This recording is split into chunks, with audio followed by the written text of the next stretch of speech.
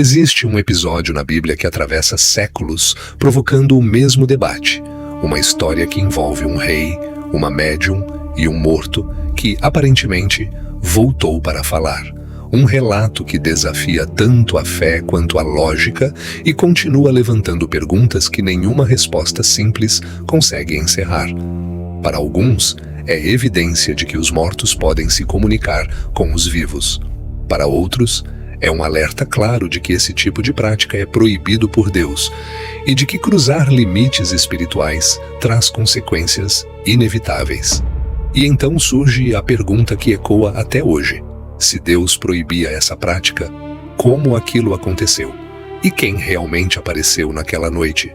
Foi o profeta Samuel, um espírito enganador, uma ilusão criada pelo desespero de Saul?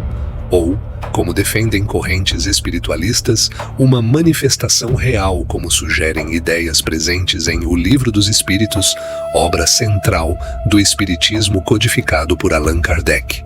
No centro dessa história está Saul, o primeiro rei de Israel, escolhido por Deus, ungido por um profeta, reconhecido pelo povo. Um homem que começou com direção e propósito, mas foi perdendo tudo isso aos poucos, em um processo de desgaste espiritual, ao mesmo tempo trágico e revelador. O povo de Israel quis um rei humano, visível, forte, permanente. O profeta Samuel levou esse pedido a Deus e a resposta foi direta: não foi a você que rejeitaram, foi a mim. Mesmo assim, Deus permitiu e Saul foi escolhido. No início, tudo parecia funcionar. Vitórias militares, estabilidade, respeito do povo. Mas algo foi mudando por dentro. Saul era impulsivo, agia sob pressão, tomava decisões sem buscar a direção de Deus, ofereceu um sacrifício que não lhe era permitido, desobedeceu uma ordem direta em batalha, e quando confrontado justificava suas escolhas com argumentos que soavam razoáveis, mas que no fundo diziam apenas: eu sei melhor. Então veio a sentença, pronunciada pelo próprio Samuel: você rejeitou a palavra do Senhor, e ele rejeitou você como rei. O Espírito de Deus se afastou de Saul, e o silêncio passou a se instalar, lento e pesado. Samuel morreu, e com ele a última voz que ainda orientava Saul desapareceu. Uma guerra se aproxima. Os filisteus se mobilizam com um exército imenso. Saul reúne suas tropas, mas quando olha para o inimigo, seu coração treme. Não é apenas medo de batalha, é vazio. Ele tenta buscar a Deus, mas não há resposta nenhuma, nem por sonhos, nem por profetas. O silêncio não é apenas ausência de palavras, é ausência de presença. E quando esse silêncio se torna insuportável, Saul toma a decisão que mudaria tudo. Mas para entender a gravidade do que Saul estava prestes a fazer, é necessário voltar no tempo. Muito antes daquela noite, Deus já havia deixado claro o que Israel deveria ou não fazer quando se tratava de consultar o mundo espiritual. No livro de Deuteronômio, capítulo 18, há uma lista direta de práticas proibidas: adivinhação, feitiçaria, magia, consulta a adivinhos e, especificamente, a consulta aos mortos. Não era sugestão, era ordem divina com peso de lei. O motivo está registrado com clareza. Todas essas práticas eram abominação perante o Senhor. As nações de Canaã haviam sido removidas de suas terras justamente por causa delas. Buscar orientação em espíritos significava abandonar a confiança em Deus.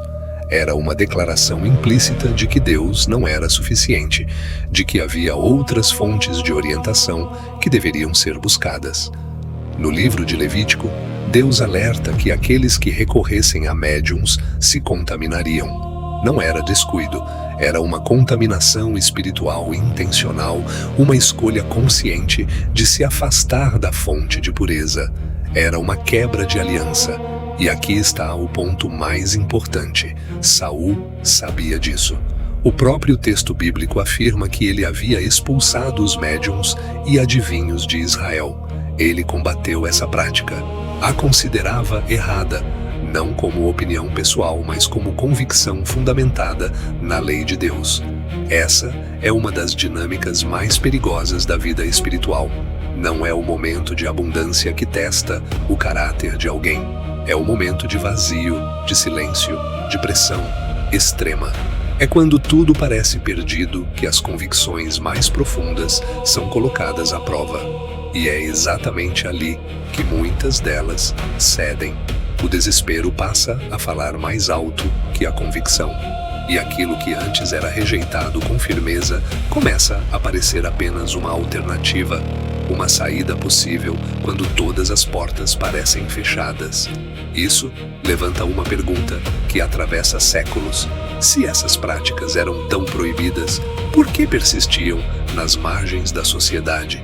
E mais ainda, será que funcionavam de fato? Saul chama seus servos e dá uma ordem que ninguém esperava ouvir. Procurem uma mulher que consulte os mortos. Servos que o conheciam e sabiam o que ele havia feito para expulsar essas práticas de Israel, agora ouviam esse pedido com surpresa e obediência silenciosa. Eles encontram uma médium em Endor, uma mulher que vivia escondida, com medo, já que aquela prática era proibida e tinha consequências legais sérias no reino. Saul se disfarça, tira suas vestes reais e sai durante a noite. Um rei que se esconde, uma imagem que por si só já diz muito sobre o estado em que ele se encontrava. A viagem até Endor não era simples. Havia risco de ser reconhecido, exposição e o perigo real de ser descoberto fazendo exatamente aquilo que ele mesmo havia proibido. Mas Saul estava disposto a tudo. Ele precisava ouvir alguma voz, a qualquer custo. Ao chegar, faz um pedido direto e sem rodeios: traga alguém do mundo dos mortos. Não há hesitação em sua voz. A decisão já havia sido tomada muito antes de chegar ali. A mulher se assusta. Ela conhece a lei, sabe o que Saul havia feito com pessoas como ela, e teme que aquilo seja uma armadilha, que esse homem disfarçado seja um agente do próprio rei, enviado para capturá-la em flagrante. Então Saul faz algo que revela a profundidade de sua desorientação espiritual. Ele jura pelo nome de Deus que nada acontecerá com ela. Usa o nome de Deus para garantir segurança a uma prática que Deus havia proibido. Invoca a autoridade divina para proteger aquilo que a autoridade divina condenava. É uma contradição profunda, mas que naquele momento de desespero pareceu apenas uma estratégia necessária. A mulher aceita, e naquele instante, Saul cruza definitivamente uma linha que não pode ser desfeita. Esse não é apenas mais um erro na lista de Saul, é a confirmação de um padrão. É a prova de que o afastamento espiritual que havia começado anos antes chegou ao seu ponto mais extremo. O homem que um dia havia sido ungido por Deus, agora estava diante de uma médium escondida, pedindo que ela convocasse um espírito da morte. A decisão foi tomada, e agora resta apenas enfrentar o que vem depois. Saul faz o pedido final. Ele quer Samuel, não um espírito qualquer. Quer o profeta, o homem que o ungiu, quando tudo ainda era promessa, que o confrontou, quando as escolhas erradas se acumularam, a última voz de Deus que ele havia conhecido de perto. A médium inicia o processo. O texto bíblico é discreto sobre os detalhes. Não descreve rituais, não explica métodos, registra apenas o que acontece. E o que acontece surpreende até ela própria. Ela vê algo e grita, um grito de medo genuíno, não de performance, não parte de um ritual. Isso é significativo.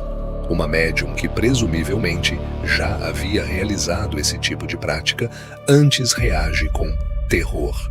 Algo fora do comum aconteceu naquele momento. Ela então percebe quem está diante dela. Reconhece Saul. O disfarce não funcionou, mas Saul não se importa com isso. Quer apenas uma resposta.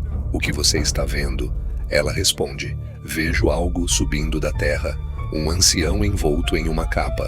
Saul entende imediatamente e se prostra com o rosto no chão, um gesto de reverência, de reconhecimento, de rendição total diante daquele que ele chamou.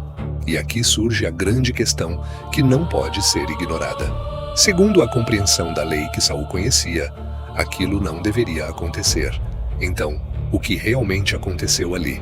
Alguns teólogos defendem que Deus, soberanamente, permitiu que o próprio Samuel aparecesse, não para atender ao pedido de Saul, mas para pronunciar o julgamento final sobre sua vida. Outros argumentam que foi um espírito enganador que assumiu a forma de Samuel para confirmar aquilo que Saul temia. Há ainda aqueles que, a partir de perspectivas espiritualistas, enxergam nesse episódio uma confirmação de que a comunicação com espíritos é possível e real. Que o que a médium de Endor fez foi simplesmente acessar algo que existe e funciona, independentemente das proibições religiosas ao seu redor. Cada interpretação carrega suas próprias implicações. E é exatamente isso que torna essa história tão perturbadora e fascinante. Não é uma narrativa com um final fácil. É uma história que obriga quem a lê a pensar, a questionar, a tomar uma posição. A figura fala, e a primeira frase já determina o tom de tudo o que virá. Por que me perturbaste? Não há acolhimento, não há compaixão, não há o tipo de encontro que Saul esperava. O que há é uma presença que não veio para ajudar, mas para confirmar o que já havia sido dito. Saul responde com desespero total. Admite que Deus não responde mais, que os filisteus se levantaram contra ele, que não sabe mais o que fazer. É um momento de vulnerabilidade absoluta. Um rei, no escuro, na casa de uma médium proibida, admitindo que está completamente perdido. E então vem a resposta, não com consolo, com diagnóstico. Por que me buscas, se o próprio Deus se afastou de você e se tornou seu adversário? Se Deus determinou o silêncio, nem Samuel pode quebrá-lo de forma favorável. A mensagem continua. O reino foi tirado de Saul e entregue a Davi. Isso não era novidade. Samuel havia dito isso antes, em vida. Mas ouvir novamente, naquele momento, tem um peso diferente. É a confirmação de que não há mais caminho de volta. E então vem o que Saul não esperava. A sentença final, pronunciada com uma clareza que não deixa espaço para interpretação. Amanhã você e seus filhos estarão com os mortos, e o exército de Israel será entregue nas mãos dos filisteus. Amanhã, não em algum momento indefinido.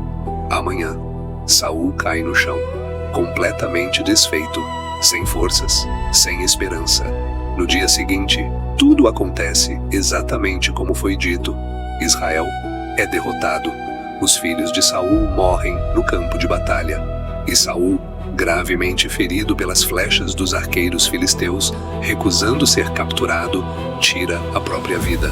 A precisão do que foi anunciado é perturbadora e impossível de ignorar. E agora chegamos à pergunta que atravessa os séculos, que divide teólogos, que separa tradições religiosas e que ainda não tem uma resposta que silencie todos os lados.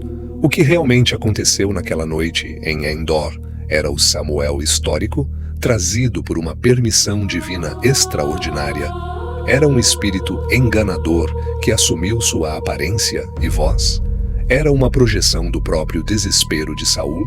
Ou, como propõe a perspectiva espiritualista, era de fato um espírito comunicando-se com os vivos?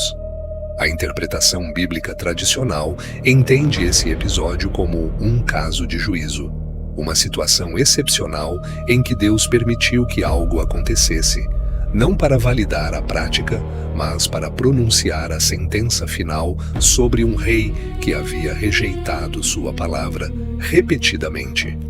O fato de Deus ter permitido não significa que aprovou. O episódio termina com a morte de Saul, não com sua restauração. Outros intérpretes entendem que o que apareceu não era Samuel em absoluto, era um espírito enganador que se aproveitou da vulnerabilidade de Saul, usando informações já conhecidas e acrescentando uma profecia de morte que, em um contexto de batalha desfavorável, não era difícil de se cumprir. O Espiritismo, a partir das bases estabelecidas por Kardec, enxerga em Endor uma confirmação de que a mediunidade é real e funcional, que a proibição bíblica não era contra a comunicação espiritual em si, mas contra o uso inadequado dela. Mas isso levanta uma questão que não pode ser ignorada. Se essa comunicação era possível, por que Deus a proibiu com tanta ênfase? Porque o texto bíblico a trata como abominação e não como um recurso neutro. No livro de Isaías há uma pergunta que funciona como princípio: não consultará o povo ao seu Deus? Por que consultar os mortos em favor dos vivos? A questão nunca foi apenas sobre o fenômeno, foi sobre a escolha, sobre a direção do coração, sobre quem se torna a fonte de orientação quando as coisas ficam difíceis. Saul sabia o caminho, havia sido ungido, havia experimentado a presença de Deus, mas diante do silêncio e do desespero, escolheu outro caminho, e essa escolha não mudou seu destino, apenas confirmou aquilo que já havia sido decidido. Endor não foi onde Saul perdeu, foi onde ele descobriu que já havia perdido muito antes. E a pergunta permanece: quando o silêncio chega, quando Deus parece distante e as respostas não vêm, quem você decide ouvir?